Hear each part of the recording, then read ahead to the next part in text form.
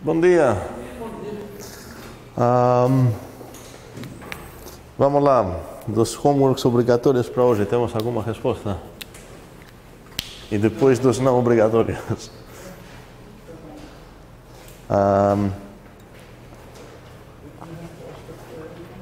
Uma coisa que a gente está devendo desde muitos anos atrás é a eficiência do algoritmo de Euclides.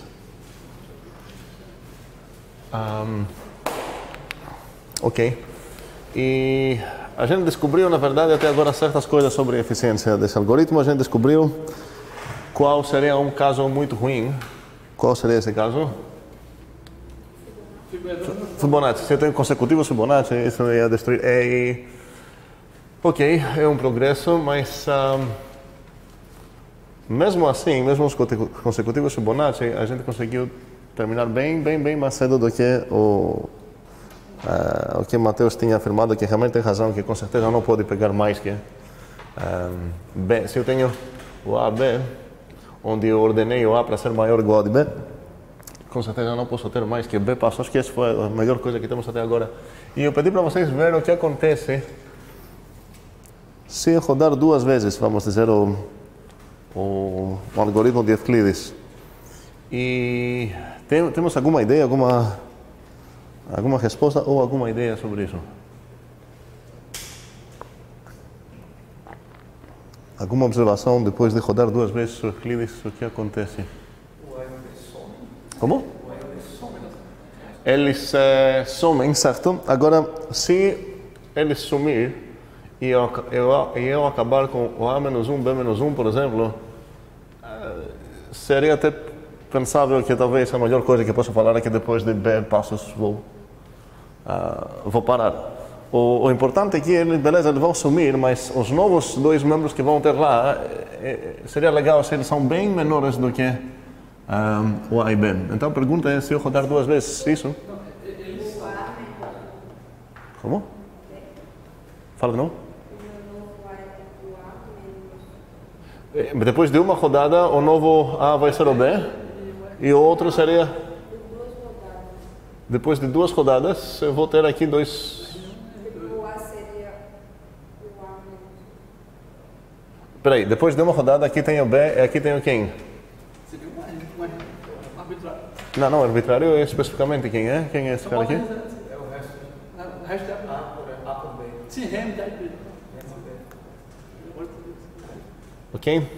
E se eu rodar de novo, então, agora aqui eu vou ter o rem de AB e aqui eu vou ter o... Ok. Beleza. Mas minha pergunta é quanto é que diminui, quanto é que... quero comparar o rem de AB com o maior deles, com o A. Como? A e B e depois o B e o A menos B? É isso?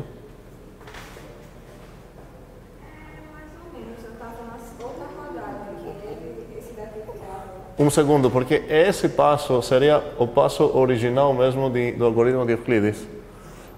Só que parece mais rápido, se a gente entender o que é divisão, parece mais rápido aplicar aqui divisão, pegar apenas o resto. Literalmente, o algoritmo de Euclides original era com subtrações, tá? E ia funcionar. Por que toda essa coisa funciona? Porque esses dois caras aqui têm o mesmo MDC, certo? Então, e em geral essa coisa diminui, então vai terminar e tudo mais. Mas o que eu quero demonstrar aqui é que esse cara é menor ou igual do A sobre 2. Outra anotação para esse cara aqui seria o A mod B. Só que cuidado, esse mod aqui não é o módulo da concorrência, é a operação binária, que infelizmente escrevemos numa notação bem parecida. Então vamos tentar demonstrar isso. Por que isso seria legal? Se eu conseguir demonstrar isso, significa que depois de duas rodadas, eu sei que meus números caíram pela metade. Depois de mais duas rodadas pela metade, então em log n passos, vamos dizer, porque às vezes que eu preciso dividir um número por 2, eu vou descer no fim do algoritmo. Vamos dar uns minutos para pensar essa ideia. O que eu quero demonstrar então é que para todo A, se eu tenho A maior ou igual de B, então o A mod B é menor ou igual a sobre 2. Vou dar uns minutos para pensar nisso.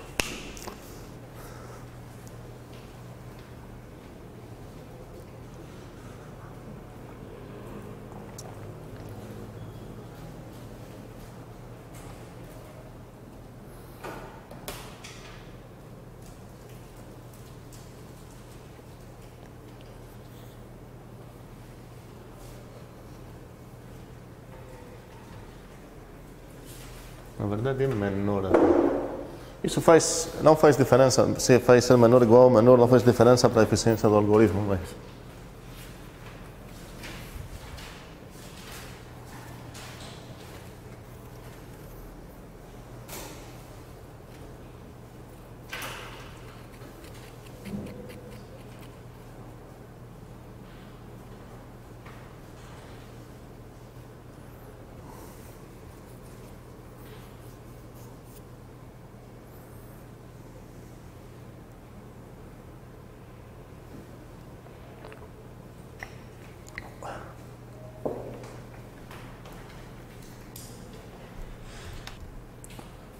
Vou dar uma dica desenhando.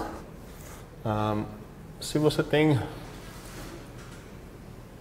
o A aqui,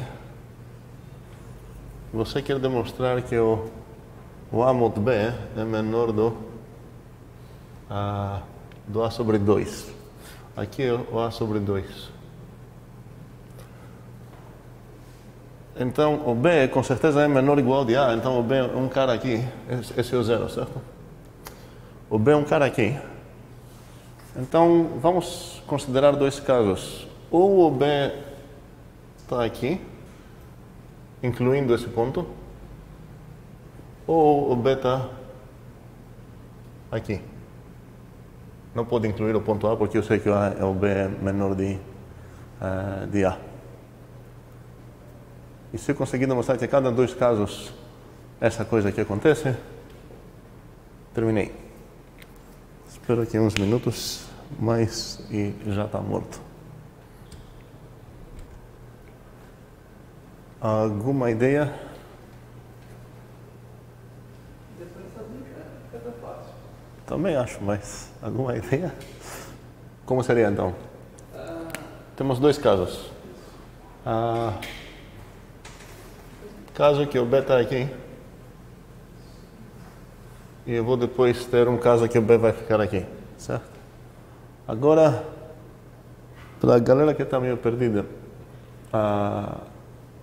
o que é o A mod B nesse caso? Qual coisa é aqui no meu desenho?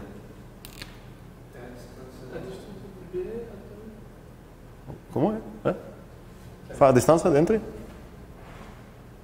Alguém?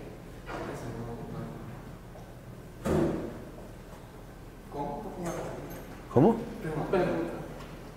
Minha pergunta é, vou desenhar os dois casos aqui. Caso esse e caso que eu tenho aqui de novo o sobre 2. Talvez meu B está aqui. Ou talvez meu B está aqui. Esse é o A sempre. E esse é o 0. Ok, eu acho que dá para desenhar o que eu quero.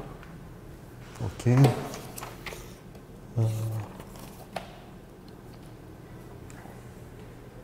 Ok, então, onde seria o A mod B nesse caso? No caso de baixo. Vamos no primeiro caso primeiro. Ok. Você entendeu direito no primeiro caso, a distância de B até A sobre 2. Eu tô meio bugado.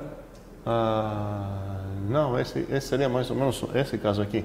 Vai acabar sendo essa coisa aqui. O A mod B,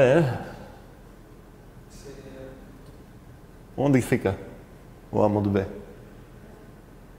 Depois do A sobre 2 mais B. Espera aí, estou nesse caso, certo? Então, Depois do A sobre 2. O A... Eu pegaria a distância do 0 até o B e duplicaria. Um segundo. Quem é o A mod B? É o resto, né? E o que eu sei sobre o resto? É menor que B. É menor que B, certo? Então, o A mod B é aqui. Sei lá quem é. É essa distância. O A mod B é aqui. Faz sentido? Por isso eu falei para começar com esse caso, porque esse caso é imediato pelo que eu sei sobre o B. Agora, no outro caso, que o B superou o A sobre 2, agora posso desenhar exatamente quem é o A mod B aqui. Seria quem? Seria o A menos B, né? Seria exatamente essa parte aqui. A ideia é que você tem B aqui, 2B aqui, o A mod B é o que restou aqui. E nesse caso você sabe que não vai superar isso. Nos dois casos o que é importante é que o A mod B é estritamente menor do A sobre 2. Na verdade, desculpa, o estritamente não é importante. É verdade, mas mesmo se eu tivesse conseguido o menor igual, para a eficiência do algoritmo seria a mesma coisa. Ou seja, o moral da história é que o algoritmo de Euclides é bem mais rápido do que a gente pensava. Ok. Agora, quero voltar um pouco para uma outra, um teorema que a gente demonstrou importante até agora, que foi o teorema de Fermat, que temos que o AP... prometo que tudo isso vai casar daqui a pouco. Então, segundo Fermat, a gente, na verdade, demonstrou isso. Espero que lembramos a demonstração que a gente fez. O que eu posso afirmar para todo A entre o 1 estritamente menor do P?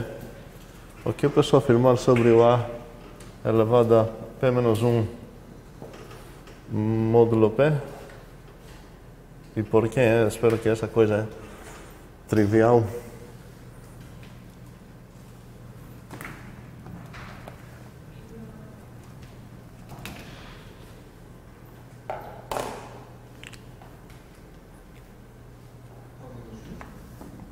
A menos 1. A elevado a menos 1?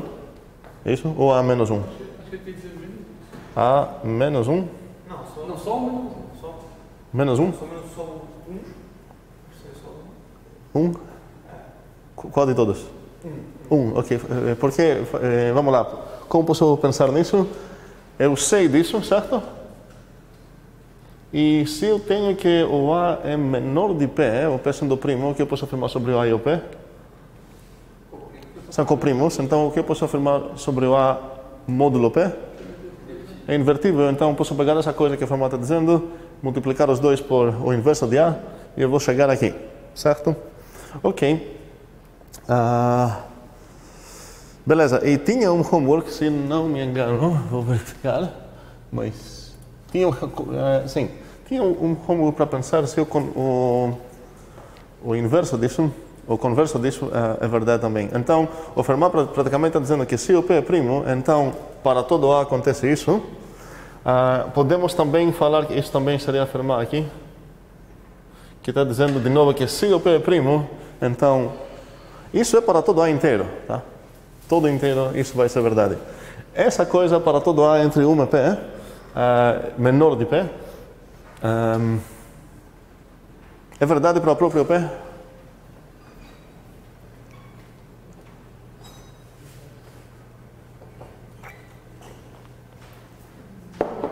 Como? Por que não? Que se o A fosse o próprio P, aquele equivale a 0. Exatamente, o próprio P aqui dentro é 0, então seria 0 elevado a uma coisa positiva. Isso seria alguma coisa, na verdade. Na verdade, estou perguntando se essa coisa é verdade, certo? Então seria 0 elevado a P, que não seria... Não, desculpa, essa coisa que não vale, essa coisa vale até para o... Essa vale para todo inteiro, essa não vale para nem OP, nem múltiplos de P, então formalizamos assim. Ok. E a pergunta é se eu posso inferir a outra coisa. Ou seja, se eu tenho um certo P, tal que essa coisa é verdade, posso inferir que o P é primo? Alguém pensou nisso? Ok, alguma ideia?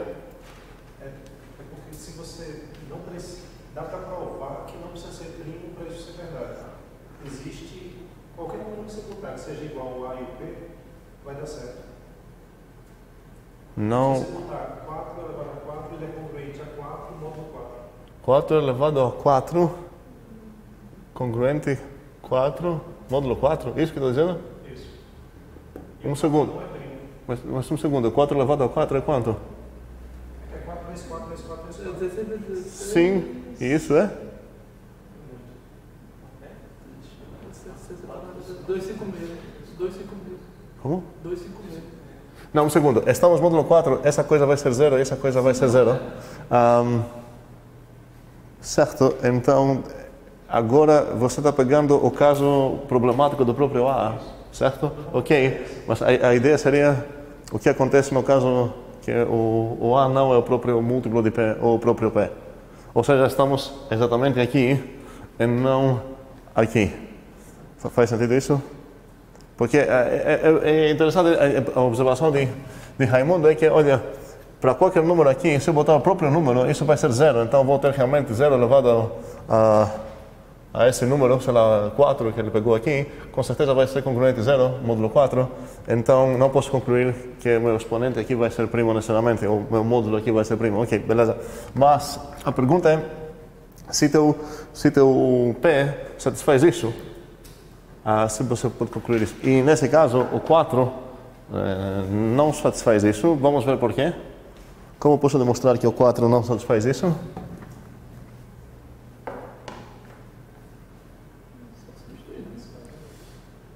Como? A pergunta mostra que o 4 não satisfaz, né? Sim, quero mostrar que o 4 não satisfaz essa propriedade. Como posso demonstrar isso? Toma A como 4 e calcula. Tomar um? Toma A como 4 e calcula, certo? Não entendi a primeira frase. Tomar? Tome A como 4. A com 4, ou A por 4? Isso. Não posso, porque meu P é 4 e o A tem que ser... Sim. Ok. Então, aqui eu tenho P igual a 4. E a pergunta é, como posso demonstrar que isso não vale? Sim, aí no caso é você encontrar um A. Exatamente. Então, meu objetivo nesse caso, que eu estou procurando mostrar que isso não vale, quero negar essa coisa. Então, meu objetivo é mostrar que existe um cara aqui, tal que o A elevado a 3 não é congruente com módulo 4. Quem é esse A que serve aqui?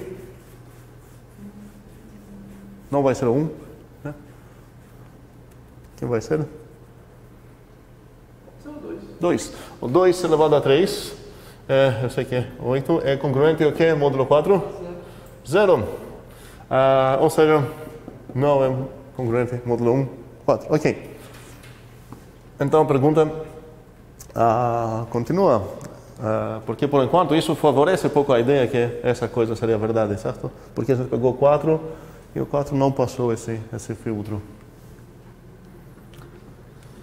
Em geral, podemos pensar que temos certos filtros que têm os inteiros aqui, vamos dizer, e vão passar aqui por certo filtro, e uns deles vão passar, sim, outros não vão passar, certo? Eu vou ter parte deles vão passar o meu filtro, parte deles não vão passar o filtro. E a ideia é que o meu filtro, eu quero filtrar, vamos dizer, separar os primos pelos compostos. Então, parece uma ideia boa considerar se essa coisa é um filtro bom. Um filtro perfeito seria exatamente aquele que deixa apenas os primos passar e filtrar todos os compostos fora. Então, separa literalmente os compostos dos primos. Um filtro ruim, por exemplo, seria falar que, ok, vou filtrar os ímpares, por exemplo. Se você filtrar os ímpares, a partir do 2, certo? Você não vai jogar no lixo nenhum primo, isso é bom, porque realmente todos os primos a partir do 2 são ímpares, mas você vai ter acumulado junto com os primos muito lixo, porque tem muitos ímpares que não são primos. Faz sentido o que eu estou dizendo?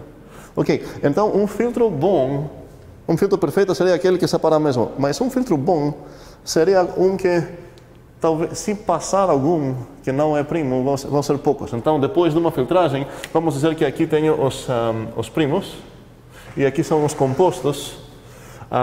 Aqui seria o não, na verdade, da maneira que eu quero desenhar, aqui seria assim. Então, eu vou falar, esses caras não são primos, eu quero nenhum primo aqui, não quero perder nenhum primo. Aqui, nos caras que ele vai falar passaram o teste, quero todos esses que realmente são primos, e talvez aqui vão passar algum composto, vamos dizer. Então, se meu critério é ímpar, é muito ruim, porque aqui os primos aqui dentro vão acabar sendo até, a minoria até do que os que passam.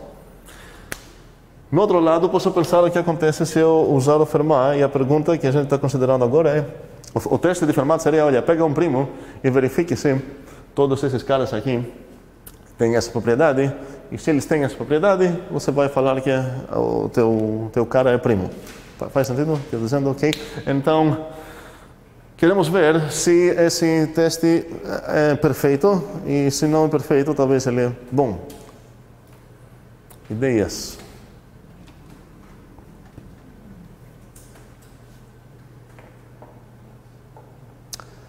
Qual seria aqui um enganador? Um número enganador seria um cara que não é primo, é um cara composto, e mesmo assim, para todo azinho entre é menor desse cara P, eu consigo ter, ele satisfaz mesmo essa coisa. Esse seria um impostor, um cara que consegue enganar meu filtro.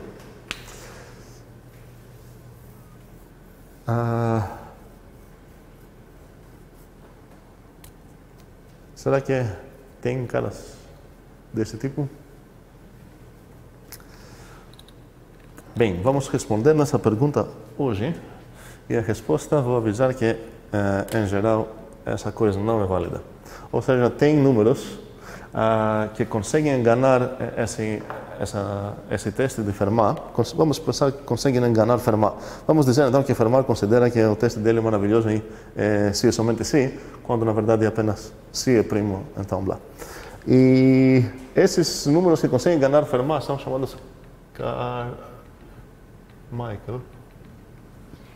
E se meu teste para primalidade é esse de Fermat, eu posso pensar que, ok, não é bom, exceto se esses caras que conseguem enganar Fermat são muito raros. E esses caras são muito raros mesmo, talvez se eles acabarem sendo ainda mais raros do que os primos na verdade nem são tão raros. Então, se esses caras acabam sendo bem mais raros do que o primo, significa que a minha imagem aqui vai ter essa forma, então minha separação, o teste de Fermat não seria tão ruim. Demoramos a achar números de Carmichael. Hoje em dia sabemos que tem, na verdade, uma infinidade deles. Mas são bem raros. E antes de chegar para encontrar vocês vão demonstrar um lemazinho que vai nos ajudar, que não é nada difícil. Então, espero que vamos conseguir isso relativamente logo. E espero sem dicas. Então, vamos lá. Eu tenho P e Q, que são primos. Eu tenho que eles são distintos, obviamente. E eu sei algo sobre o módulo P, sobre o módulo Q, que lembra de Fermat, mas não é exatamente a mesma coisa. Eu sei que o A elevado a P é congruente ao A módulo Q. E eu sei que o A elevado a Q é congruente a módulo P. Ok.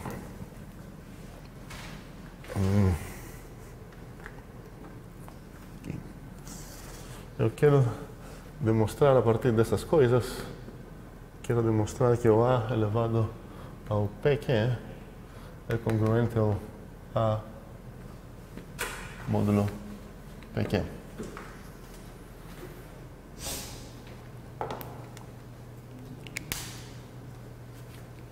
Vamos lá, vamos pensar. Esse aqui é que a gente já sabe. Como? Qual? Essas coisas são hipóteses e essa é a coisa que você quer demonstrar. A elevado a P congruente a módulo Q, é isso mesmo? Sim, sim, sim. Aqui são invertidos. Okay? Então, sabendo dessas coisas, se você tem essas informações, você já pode inferir que o A elevado a PQ é congruente a módulo PQ. Vamos demonstrar isso. É um exercício bem simples, eu espero. Eu vou dar uma dica. Seria o A elevado a PQ. Esse é igual a Q mesmo. Propriedades de ensino. AP vezes o quê? Não, isso seria o A elevado a P mais Q. Certo? Calma, ok? Mas isso seria o quê? A elevado a P elevado a Q. Exatamente, isso seria A elevado a P. É tudo isso elevado a Q. E também seria o quê? A elevado a Q. Certo. E talvez eu consiga afirmar uma coisa, que esse cara aqui é congruente a algo módulo algo, e esse cara seria algo módulo algo, e talvez eu consiga andar um pouco mais, vou dar mais uns minutos, mas agora espero que está pronto.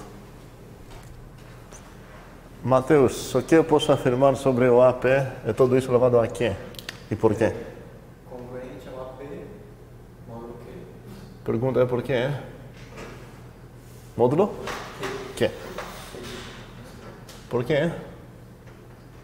Porque Você pega a terceira linha e isso.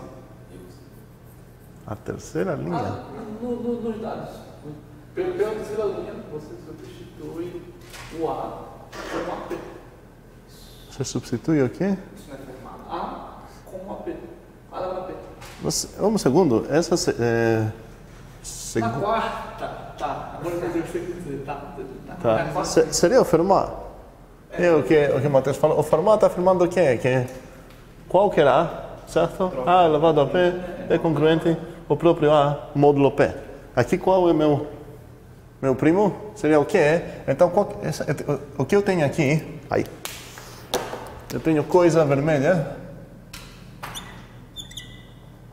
A elevado a P é congruente com vermelha. Tenho coisa vermelha elevado a Q. Eu estou módulo Q, então sei que ela vai ficar igual. Vai ficar igual, é congruente. Ok? E similarmente aqui eu tenho o A que vai ficar congruente. Não vai mudar módulo Q aqui, é módulo P aqui. Isso não tem nada a ver com meus dados aqui, isso é Fermat. E aqui também. E agora é que eu vou usar meus dados. Isso é o que? Como posso continuar agora? Congruente a. Ok, isso é congruente a módulo Q.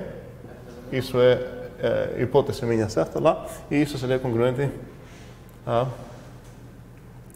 módulo P. Ok? Ou seja, eu tenho que o A elevado a PQ é A módulo Q e também é A módulo P. Onde eu quero chegar é que ele é A módulo PQ. A gente já demonstrou algo que nos deixa permitir isso facilmente, mesmo se a gente não lembra isso. Como posso continuar a partir dessa parte, o que eu posso inferir sobre o que significa que esse cara é congruente a módulo Q? Que ele tem a forma. Vamos usar a definição agora. Seria que o Q divide quem? AP que menos A. Ok? E a partir dessa coisa, eu posso inferir o quê? Que o P divide AP que menos A. Ok. E como posso continuar agora? Espero que lembramos que a partir dessas duas eu posso inferir o quê?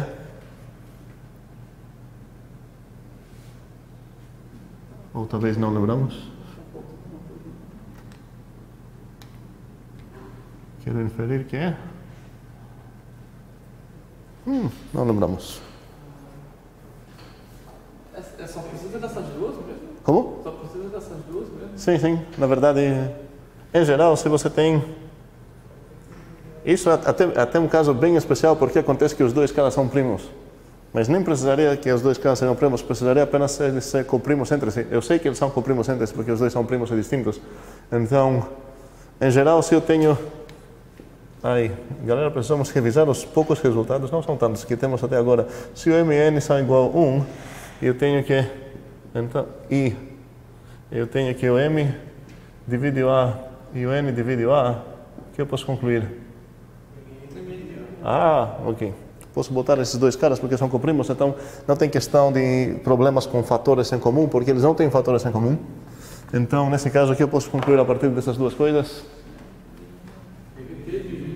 O PQ divide o A PQ menos A, e a partir disso eu posso concluir exatamente isso, porque isso aqui significa essa coisa. Faz sentido o que aconteceu aqui? Ok. Para onde ir agora? Lembra disso, porque a gente vai acabar usando isso para descobrir que o teste de Fermat não é perfeito. Ou seja, tem números Carmichael e essa propriedade ajuda. Não sei se a gente vai conseguir fazer isso hoje ou se vai ficar como para vocês. Já vou anunciar, caso que eu vou esquecer. Nosso objetivo aqui é demonstrar que o 341 engana. E a galera demoramos demais para perceber que tem coisas que enganam o Fermat. Isso, enfim. Bem, vou apagar isso.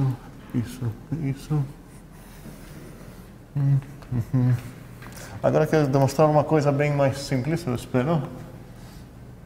Eu estou percebendo uma certa pequena dificuldade em propriedades bem básicas de aritmética e espero que a gente perde essa coisa pouco a pouco.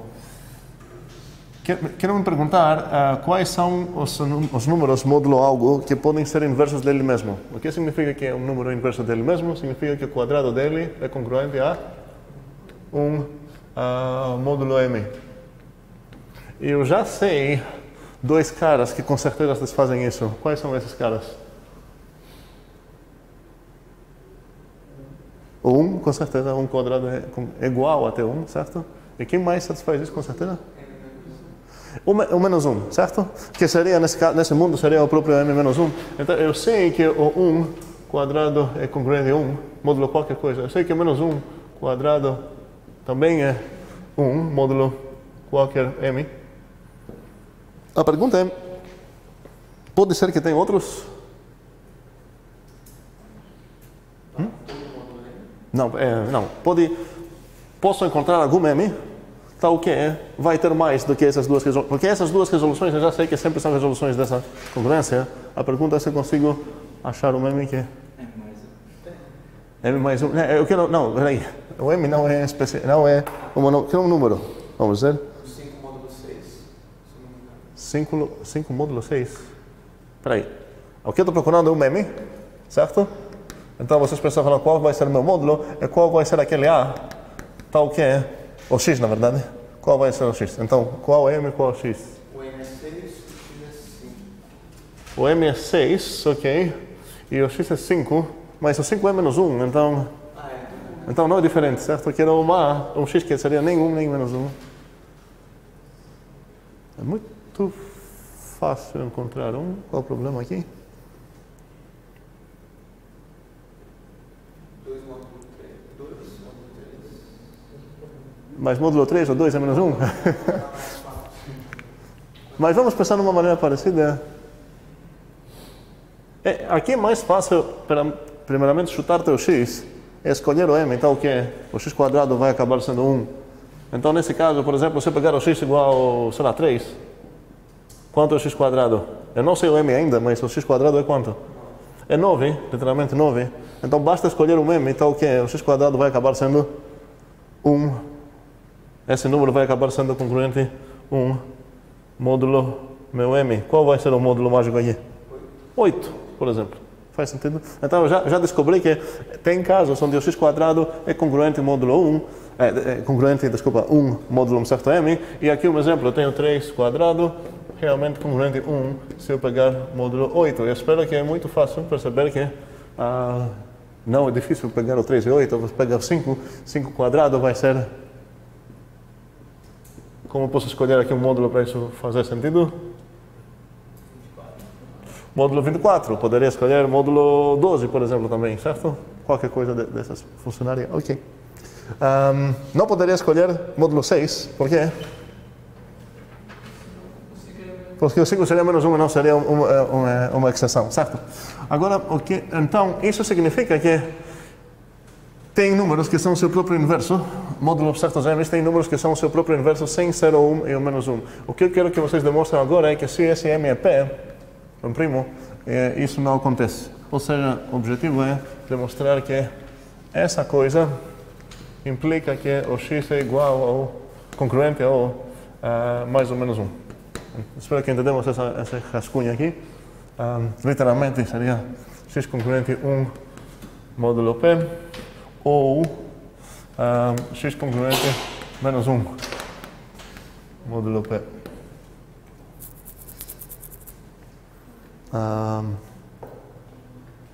Vamos lá, não é difícil, é só aplicar uma coisa que espero que vocês tenham aprendido desde o ensino, talvez fundamental ou médio, não tenho certeza, e é fácil matar essa coisa. Bora.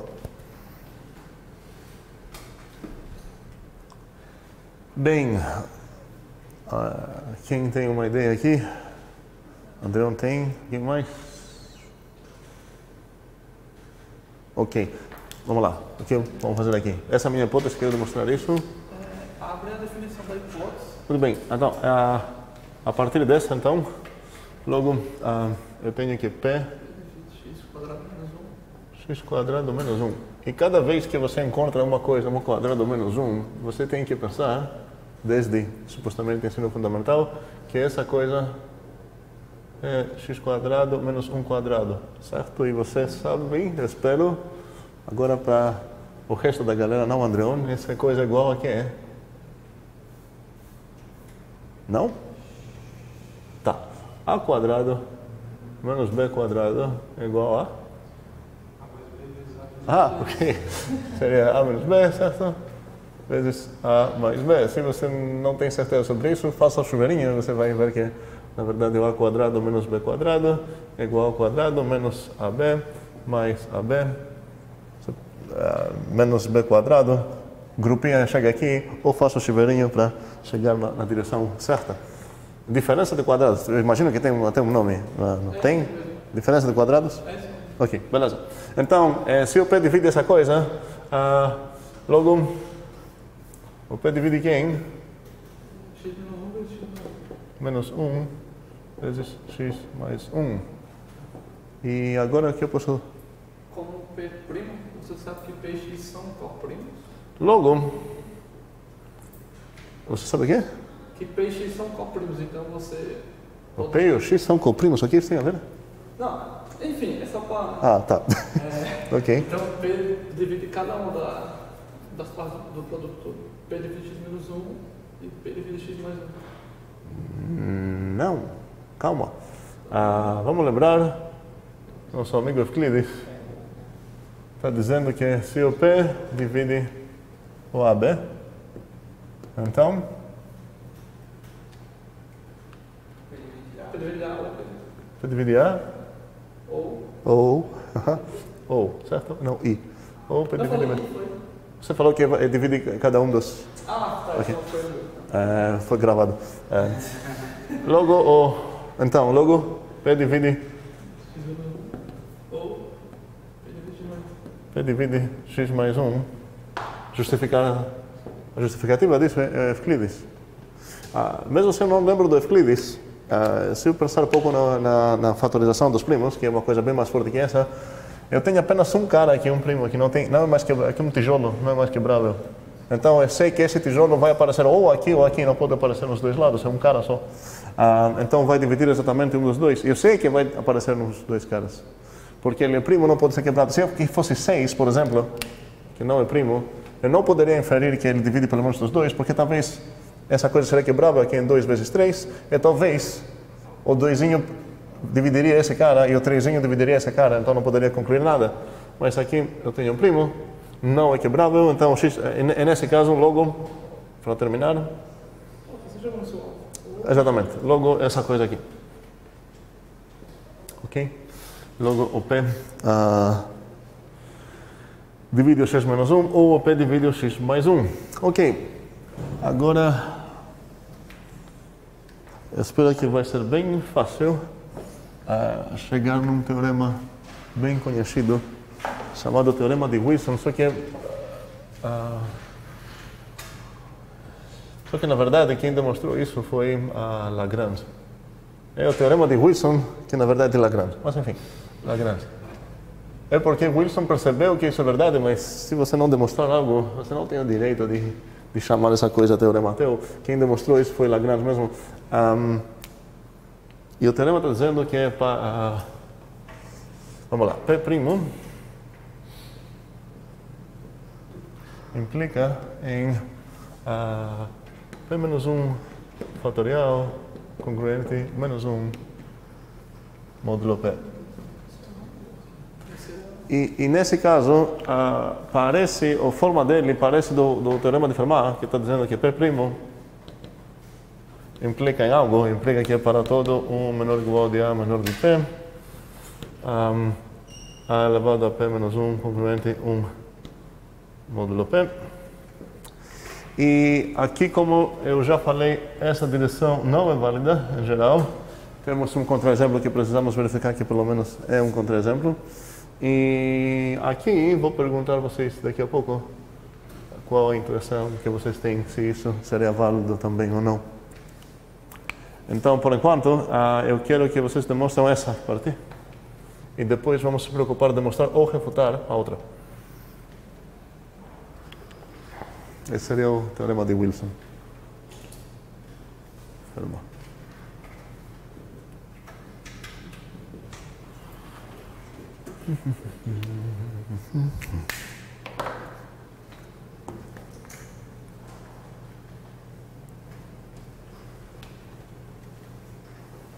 Vale a pena pensar no que a gente acabou de demonstrar.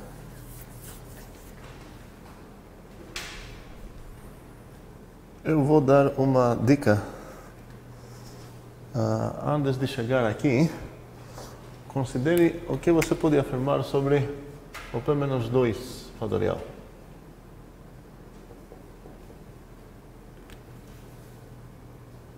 Que está quase lá, né? Porque o P-2, se você conseguir algo sobre isso para chegar no P-1, seria só multiplicar por P-1. Então, o que você consegue afirmar sobre o P-2 fatorial? Bora, vamos ver. Qual a ideia aqui? O P-2 fatorial é igual a quê? Rascunhamento falando. Certo. Seria então, vamos dizer, o 1 aqui, certo? Vezes 2, vezes 3, vezes blá, blá, blá, vezes P-3, P-2. Ok. E o que eu posso afirmar que acontece aqui, módulo P?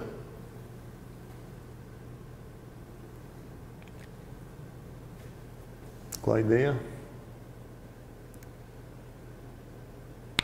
Ninguém? Não? Estava escrito lá, não? Eu acho. Tá, mas... O que a gente acabou de demonstrar antes disso?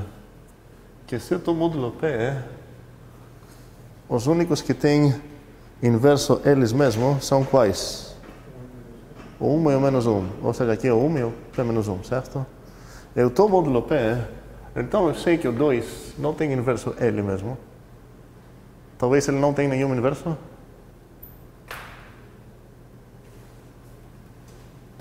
Essa é uma pergunta. Como? A ideia que eu tive nesse caso é porque eu acho que ela pode estar errada, mas seria algo parecido com o que Débora teve aqui no ano passado. Tem uma conexão com aquela coisa, sim. A Aí, no caso, o inverso do 2 seria o P menos 2, o P menos 3. Vai ser negativo. Ih, não, calma. O inverso de 2, por que vai ser o P menos 2? O que a Débora falou na outra aula foi que, olha, se você tem que, sei lá, o 2 é coprimo com um certo cara, eu garanto que o P menos 2 também vai ser coprimo. E isso é verdade porque eles vão ter o mesmo MDC. Isso foi como para vocês demonstrar, espero que vocês lembraram como demonstrar esse tipo de coisa, isso é bem simples. Agora, eu não sei que o inverso de 2 vai ser o P menos 2. O P menos 2, inclusive, é o oposto de 2, certo? O inverso aditivo. Mas, eu sei que o 2 tem inverso aqui. Por que ele tem inverso aqui? Porque ele coprime com o P, porque ele coprime, porque o P é primo. Okay? Então, eu sei que ele tem inverso. Quem é o inverso dele? Eu não sei quem é, mas eu sei quem não é. Quem não é o inverso de 2? O 2. Okay? Então, eu sei que o 2, na verdade, vai casar com algum cara aqui, que não sei quem é, mas ele vai se cancelar. E eu sei, então, que todos esses números, vamos esquecer o 1, todos esses números entre 2 e P menos 2 casam em inversos. E se o 2 cancela com esse cara também é o inverso de 2. Então, o 2 vai cancelar com um cara aqui, o 3 com um cara aqui, blá blá, todos esses caras vão se cancelar, eles formam parzinhos. O único problema seria se eu não soubesse o que a gente acabou de mostrar, que porque se, por exemplo, o módulo 8, eu não poderia afirmar essa coisa, porque o 3 cancelaria com o 3 mesmo. Mas aqui eu estou no módulo 1P, então eu sei que o 3 vai casar com outro cara, então todos esses caras vão formar parzinhos, cada parzinho multiplicado vai dar 1, então aqui vou acabar tendo 1, esse 1 vezes blá blá, vezes 1, todos eles vão acabar se cancelando. Ok, é porque isso me ajuda a demonstrar a direção que me interessa lá, porque agora eu sei que o P menos 2, o P menos 1 fatorial é igual até o P menos 2 fatorial vezes P menos 1, então isso é congruente ao, quanto é isso? Quero congruar agora o módulo P. Isso é 1 vezes P menos 1, então isso seria congruente a P menos 1, certo?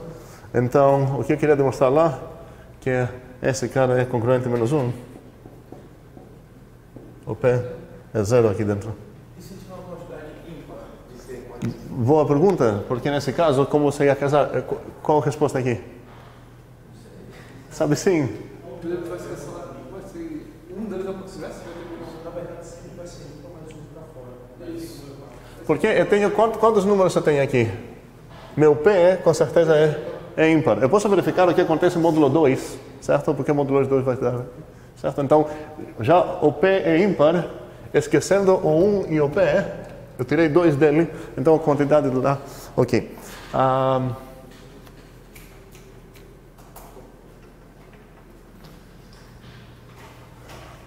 Ok, então falta aqui considerar o que acontece sobre o caso, o converso. Se eu sei que um número tem essa propriedade, eu posso afirmar que ele é primo. É uma coisa que talvez vamos ver hoje, talvez vai ficar cômodo para vocês. O que eu quero... Tem umas coisinhas importantes que eu quero ver hoje ainda. E, nesse caso, isso talvez vai ficar como homework. Ok. E isso também a gente não considerou. Isso talvez vai ficar como homework. Confirmar que esse cara é exceção aqui. Então, um contra-exemplo. Ok? Beleza. Só que é uma coisa muito útil afirmar, porque se eu tenho um cara P e eu estou me perguntando se esse cara é primo ou não, e eu testar para um certo A e observar que o A é diferente de 1, o que eu posso concluir?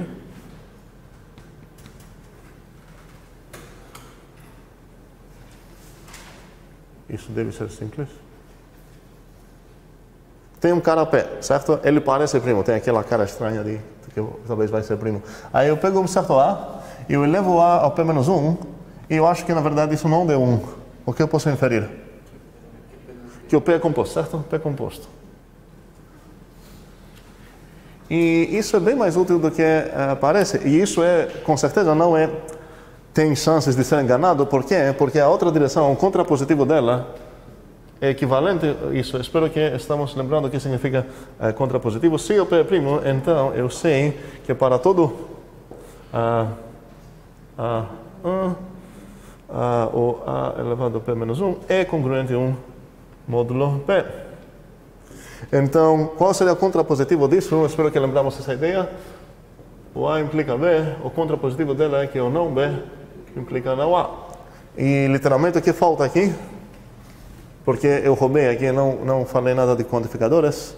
Existe. Exatamente. Esse vai ver. Se existe um A aqui dentro, tal que isso, você pode já inferir que o P é um composto. Por que essa coisa pode acabar sendo útil? Aqui é envolvido um processo. É legal começar a pensar um pouco computacionalmente, no sentido de eficiência de achar coisas. Isso vai acabar sendo muito importante para as coisas que a gente vai ver nas próximas aulas. Então, aqui minha dificuldade é o que é pegar um número A e exponenciar esse número A no P-1, até P-1, e verificar se ele é 1 ou não. E se ele não é 1, eu já sei que meu P é composto. Se eu não sei nada disso, qual seria uma maneira para confirmar se o P é composto ou não?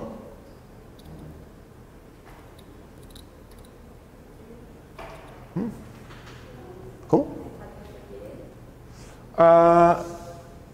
Dividir por qual número? Pois é, eu deveria começar, na verdade, não estou tão perdido de testar todos os menores dele para dividir. A gente já sabe que eu preciso ir até a raiz dele.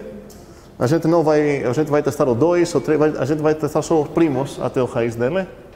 Mas, de qualquer forma, a gente vai precisar testar se cada númerozinho lá divide o P.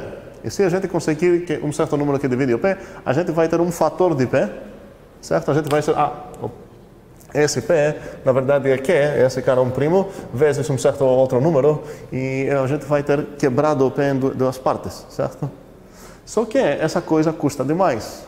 Para começar a fatorizar um número é um processo que custa demais, e temos a sorte e o azar que esse custa demais. Eu vou explicar isso nas próximas aulas. Mas testar se um número primo, a partir de certos testes que a gente tem, é bem mais fácil, bem mais rápido. E a gente quer levar isso como vantagem nossa, porque parece meio estranho. A gente vai saber, nesse caso, se eu descobrir que o P é composto, eu consegui saber que o P é composto sem fatorizar o P, sem quebrar ele em fatores, inclusive não sem nenhum fator dele. Mas eu tenho certeza que ele é composto. E se alguém me cobrar, demonstre que ele é composto, pela definição de composto, eu teria a obrigação de falar, olha, o P é igual a A vezes B, e o A, B são entre o 1 e o P, então o P é composto. Mas agora tenho uma outra maneira de demonstrar que o P é composto, sem saber nem o A, nem o B, nem nenhum fator lá. Eu posso falar, olha, pega esse A que eu achei, uma certa base, eleva o A no P-1 e observe que ele não é 1. Se o P era para ser primo, deveria ser 1 módulo P. E tudo isso, a coisa faz sentido se realmente é mais fácil exponenciar um número, módulo P, do que fatorizar um número. E quero ver uma maneira bem rápida, que ainda dá para otimizar ainda mais, mas para convencer vocês que calcular essa potência de A é bem mais rápido do que parece. Talvez então o P, vamos dizer que eu tenho o 51. Quero saber se o 51 é primo. Ou composto, sei lá, que estou me perguntando sobre isso. Ele é? Não. Não, por quê? 3 dividido. Exatamente. Porque o 51 é 30 mais 21, e o 3 divide os dois, certo? Mas vamos dizer que o 51 talvez foi um pouco maior, ou talvez não sei fatorizar essa coisa. Então, como poderia usar essa coisa aqui? Ia falar, ok, pega um número agora, pega o 2, esse vai ser meu A, minha base, pega o 2 e tente ver se, o que eu preciso testar aqui? 22, 50. Aham. Sim, preciso calcular esse cara, módulo 51. Certo? E talvez para ficar mais interessante, posso pensar que talvez eu queria o 501, por exemplo. Tá? Como vou calcular o 2 elevado a 50 ou o 2 elevado a 501? Eu estou no módulo 51 e a gente já calculou certas coisas no módulo 51. Desculpa, módulo M, potências. E qual parece ser minha sorte aqui? A pior coisa que eu poderia fazer é calcular o 2 elevado a 50 mesmo, é depois ver qual é o módulo de 51, isso ninguém merece. Uma coisa que a gente já descobriu que é melhor fazer seria pegar o 2 elevado a 1, isso eu sei que é 2, agora calcular essas potências, certo? Isso seria o quê? Este módulo, vamos ver, esse é 4, 8, 16, daqui a pouco vou, pronto, agora seria 13, certo? Porque eu estou no módulo 51. Só que, mesmo se eu fizer isso, eu preciso fazer quantas operações e quais operações eu estou fazendo aqui mesmo? Qual operação que estou fazendo? Quantas vezes estou fazendo essa operação? A multiplicação? E quantas vezes?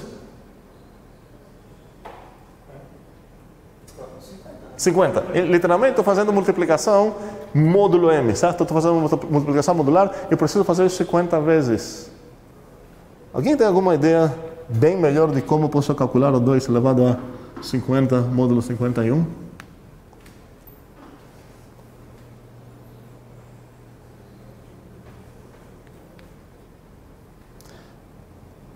Quando eu falo bem melhor, eu quis dizer bem melhor mesmo.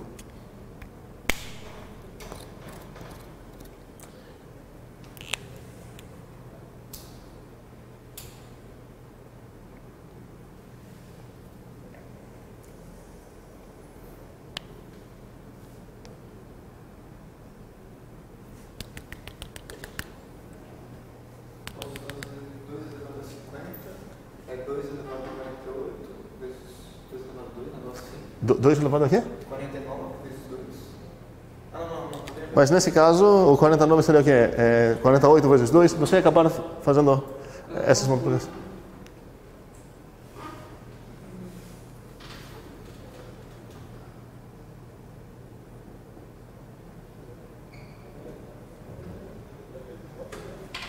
Em vez de multiplicar cada cara por 2, eu vou querer quadrar cada cara.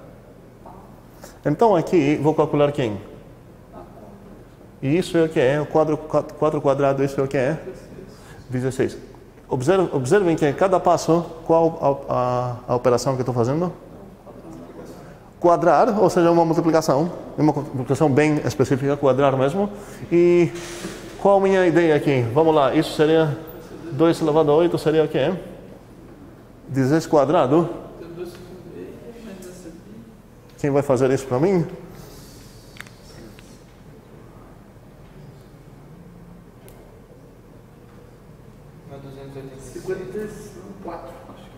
Vamos, não, 54 não tem como ser porque eu sou o módulo 51. Se é 54, significa que eu estou de volta no 3.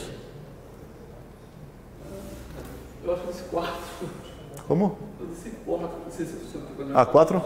4. Você não está fazendo. Isso? Ok.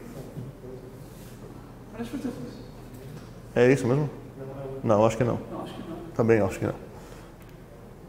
Acho que é bom não. Como? 1? Porque 51 vezes 5 dá 255. E 2 a 8 é 26. Esse é 1 mesmo? Se é 1, eu estou no 2. Ok. Vamos lá. Então, alguém pode confirmar isso com um calculador, sei lá, para não continuar confiando em Raimundo? Queremos apenas ver.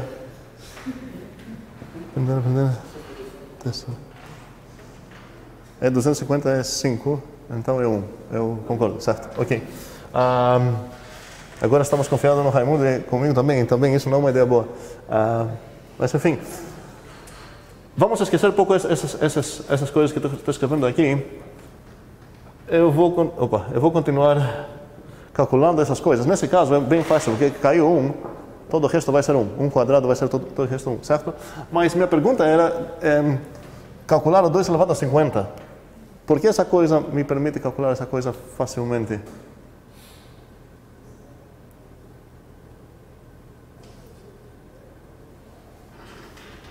Como vou chegar no 50? O 50 está entre 32 e 64. Seria, muito bem, o 50, eu precisaria saber o 2 elevado a 32, certo? E que mais? E o próximo que é 64? Seria esse, esse e esse. Faz sentido? Tá. O que isso tem a ver? Alguém pode falar uma coisa interessante agora que a gente está observando?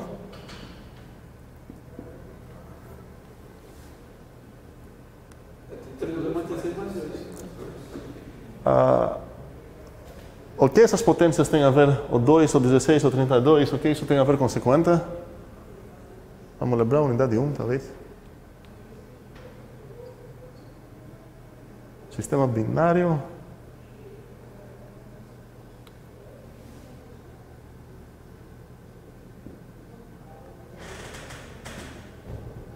Isso aí, Como? esse aí é base 2, mas... Sim, é base 2. Se eu escrever essa coisa é mais 2, certo? Então esse número seria qual? Seria 1, o 8 faltou, o 4 faltou, o 3 faltou, o 2 apareceu, o 1 faltou e o 0 faltou. Faz sentido isso? Se eu estou em base 2. E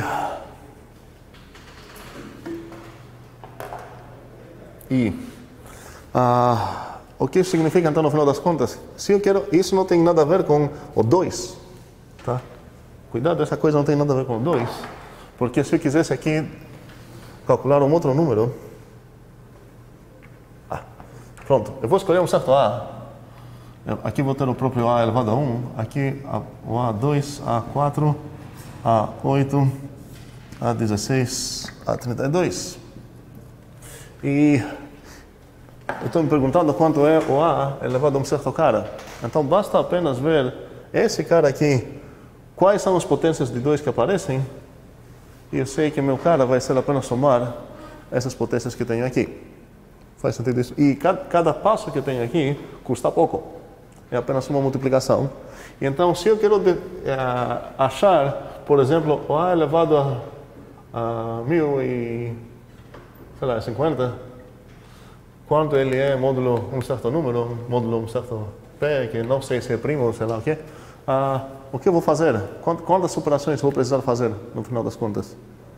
Quantas multiplicações módulo P eu vou precisar fazer?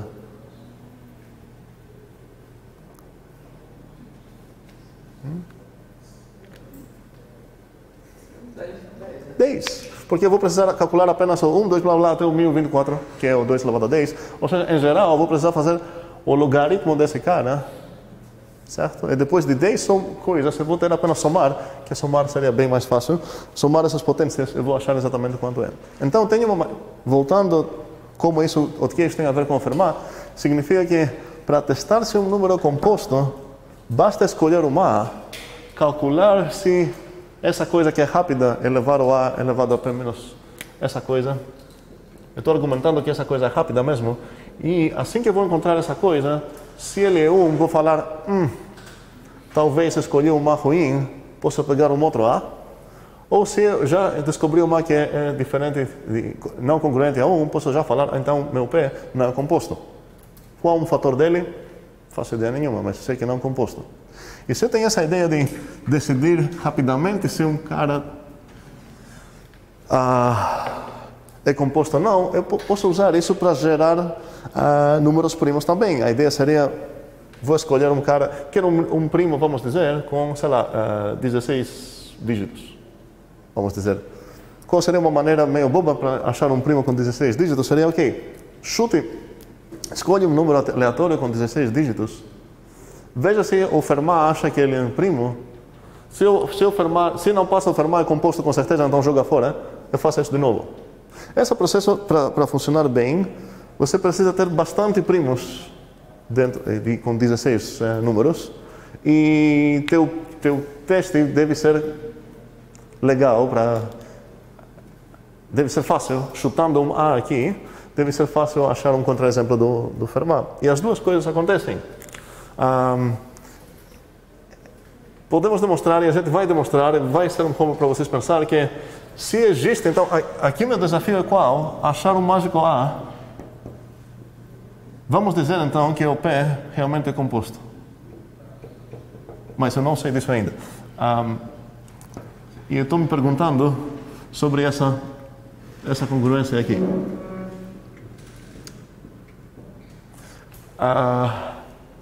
Pode ser que o A que eu escolhi não deu certo. Pode ser que eu escolhi, sei lá, o 2, e o 2 elevado àquele número, realmente congruente 1, módulo P.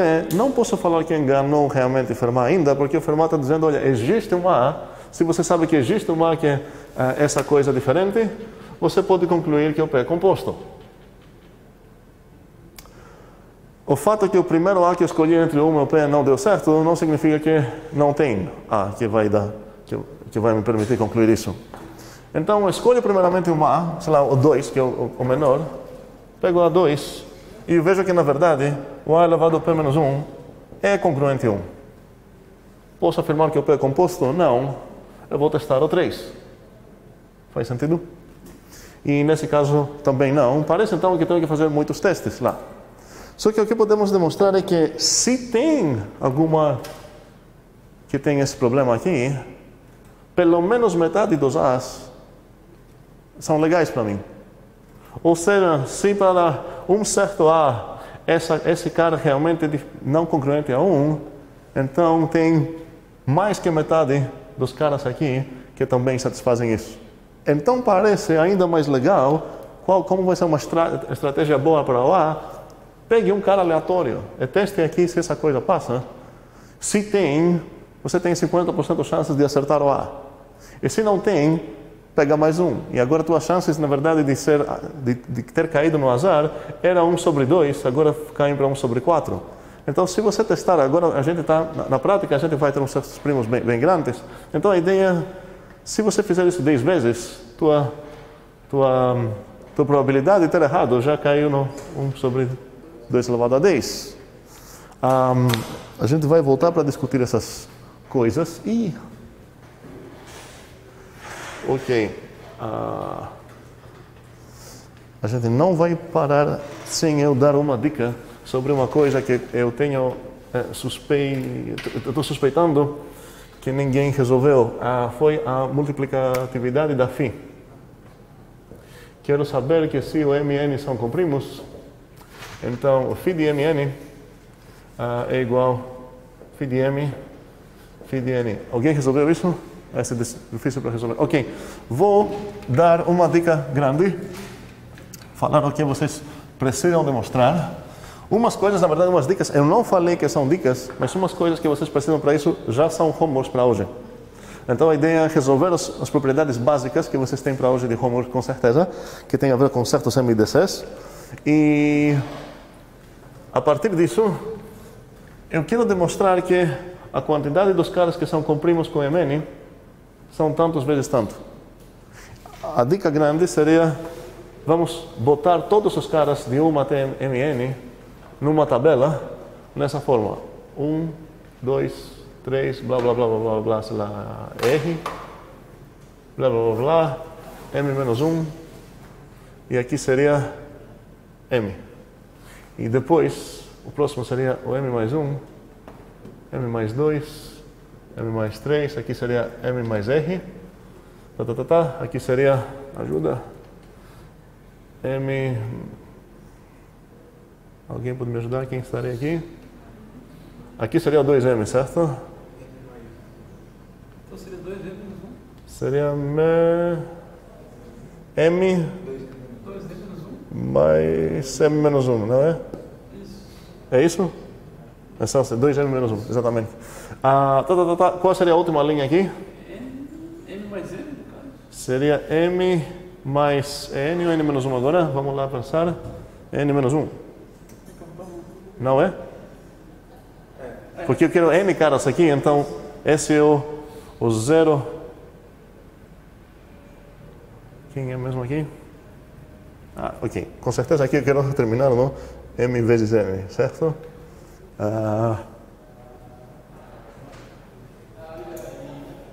Aqui seria o N menos 1 M mais 1, certo? É isso. Aqui seria o N menos 1 M mais 2. E aqui no último caso seria o N menos 1 M mais M, que isso realmente é igual a isso. Então, você tem agora arrumado numa tabela todos esses números de Mn. E a pergunta é, em quantas colunas aqui você pode ter caras que são comprimos com o M? E se você pegar uma coluna aqui, quantos desses caras podem ser comprimos com o N? Porque um dos combos que vocês têm para demonstrar é que se um cara é comprimo com M e esse cara é comprimo com N, esse foi um combo para hoje, o A N1. Deixo com essa dica vocês pensar para bastante tempo e eu acho que seria razoável. Agora quero que vocês chutem sobre o converso de Wilson. A pergunta é se o converso de Wilson é válido. A gente já viu que o Fermat não seria válido. Plickers.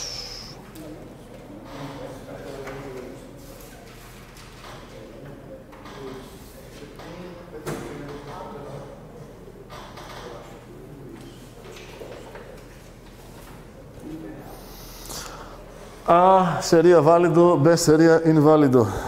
Vamos lá. Aqui. Débora, Fabrício, Andron, Daverton, Matheus, Raimundo, Márcio, Micael.